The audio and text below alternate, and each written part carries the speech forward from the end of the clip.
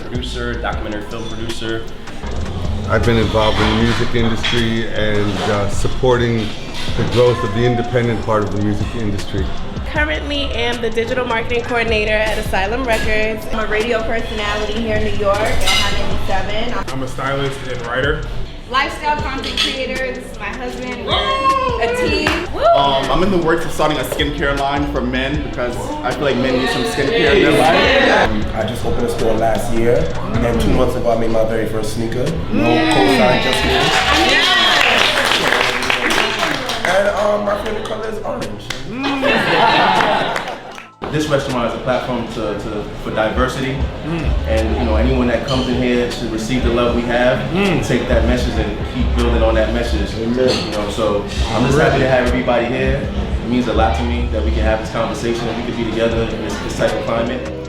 When you guys walked in, we asked you a question. Just, tell us a question that you might have that comes to mind as it relates to mental health, cuisine, Black lives, or culture. But it's like therapy, getting help, talking to people, being vocal about your experiences. And there's so many other people that have the same experience as you. It's like, it's baffling, especially with social media now. We have so many intricate parts of social media that are negative, but there's also a lot of positive. You can connect with people you can never imagine.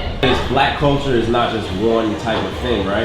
You have Caribbean culture, you have African culture, you have Black American culture, Afro-Latino culture, so it's like, Black is such a broad spectrum. I know that Black culture is the beginning of everything because I studied and I practice Yoruba, which is African rhythm. And that's the very beginning of everything, and that's where I'm Cuban and I don't look Black, but I have Black in me. And I know that Black is everywhere. Scale of 1 to 10. As a person that creates content for different brands and food industry, wine, even just seeing Black hands or like a darker skin tone hands making a meal, like it has a different effect. Like you're like, oh, I can make that. If you see other hands, but you're like, oh wow, like what is this? It just draws you in. You feel like, okay, I could be in this industry. Think about when you travel outside of New York.